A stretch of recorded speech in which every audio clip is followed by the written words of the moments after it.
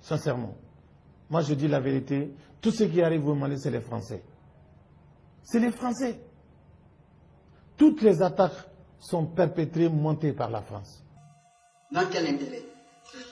Parce que la France est un pays esclavagiste.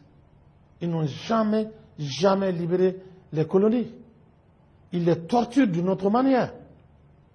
Même les présidents que vous voyez qui sont obligés souvent de faire ce qu'ils ne veulent pas faire, parce que si tu essaies de faire autre chose qu'ils veulent, ou ils t'assassinent, ou ils te tuent, ou ils te font trahir par tes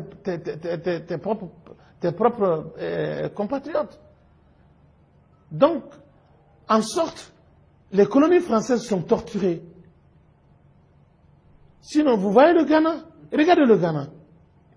Le Ghana a complètement dit, on n'a pas besoin d'aide. Regardez le Rwanda qui est en train de partir. Regardez tout. Et regardez les autres pays qui sont en train d'émerger. Mais tant qu'on reste esclave de la France, évidemment, on ne va pas bouger. On ne va pas bouger. J'ai du respect pour les Français. J'adore les Français. Les Français sont très gentils. Ils sont bien. Ils sont hospitaliers. Mais la France est esclavagiste. Elle aime torturer.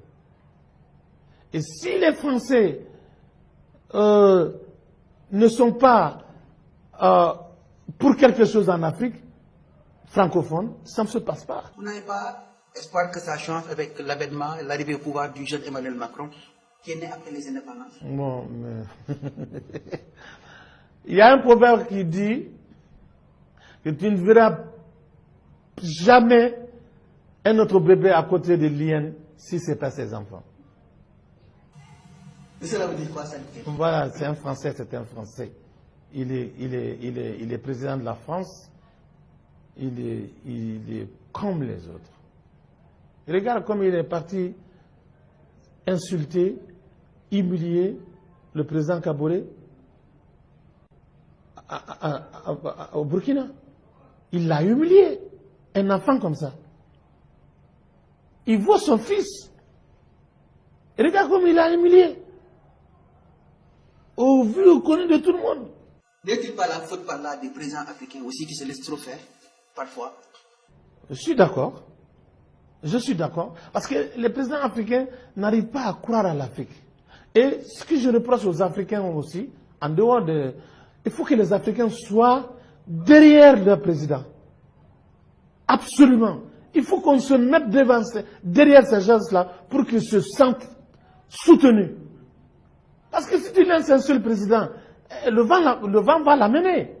Mais s'il y a toute une nation qui se met derrière son président,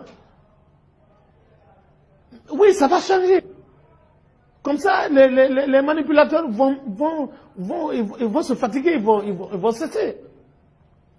Il ne faut pas laisser les présidents sentir qu'ils sont seuls. Non, il faut que la population, il faut que les peuples africains soient derrière leur président quand ils prennent des décisions pour leur pays.